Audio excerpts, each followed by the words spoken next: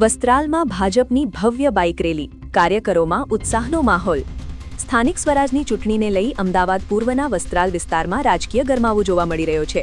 Ward number 41માં Bhajap દ્વારા ભવ્ય bike રેલીનું આયોજન કરવામાં આવ્યું હતું। આ બાઇક રેલીમાં વટવા વિધાનસભાના ધારાસભ્ય બાબુસિંહ જાદવ, વસ્ત્રાલ વોર્ડ પ્રમુખ પ્રદીપભાઈ પટેલ અને ભાજપના ઉમેદવારો જોડાયા હતા। મોટી સંખ્યામાં કાર્યકરો, યુવા મોરચા અને વિવિધ સંગઠનના પદાધિકારીઓ ઉત્સાહભેર રેલીમાં સામેલ થયા હતા। રેલી દરમિયાન વિવિધ સોસાયટીઓના ઉમેદવારોનું ભવ્ય સ્વાગત કરવામાં આવ્યું હતું। વસ્ત્રાલ વોર્ડ પ્રમુખ પ્રદીપ પટેલે દાવો કર્યો કે પ્રચાર દરમિયાન લોકોને સકારાત્મક પ્રતિસાદ મળી રહ્યો છે અને વિકાસના મુદ્દા પર ભાજપ પ્રચંડ બહુમતીથી જીતશે તેવી આશા વ્યક્ત કરી હતી। સમગ્ર રેલી દરમિયાન ઉત્સાહ અને રાજકીય શક્તિ પ્રદર્શનનો માહોલ જોવા મળ્યો હતો।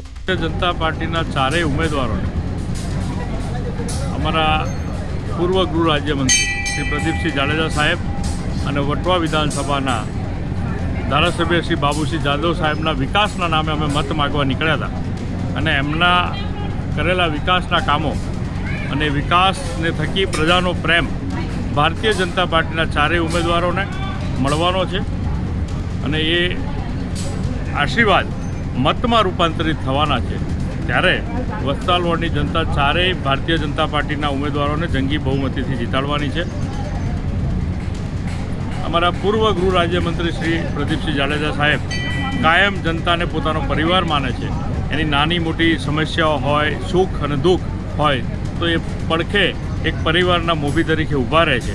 અહીંયા પારિવારિક સંબંધો છે, રાજકીય સંબંધો અમારા જનતા સાથેના નથી। એટલે અમારી જનતા એ ભારતીય જનતા પાર્ટીને વરેલી છે। 35 વર્ષથી વસ્ત્રાલમાં ભારતીય જનતા પાર્ટીના ઉમેદવારો અને શાસન રહ્યું છે અને આખા ગુજરાતમાં ગત કોર્પોરેશનની ચૂંટણીમાં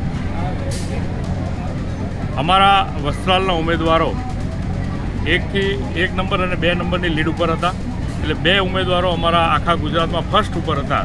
એ પ્રકારની વસ્ત્રાલની જનતા ભારતીય જનતા પાર્ટીને સમર્પિત છે।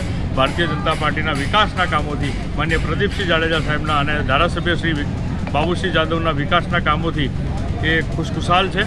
એટલે અમને જંગી બહુમતી આપશે અને એમના આશીર્વાદ અમને મળશે એવી 100% અમને અભ્યર્થના છે। એમની વાચા અમે જોઈએ છે કે એ લોકોના ઉત્સાહ પણ એટલો છે। અમે જઈએ ત્યારે એમનો સ્વાગત પણ સારું હોય છે।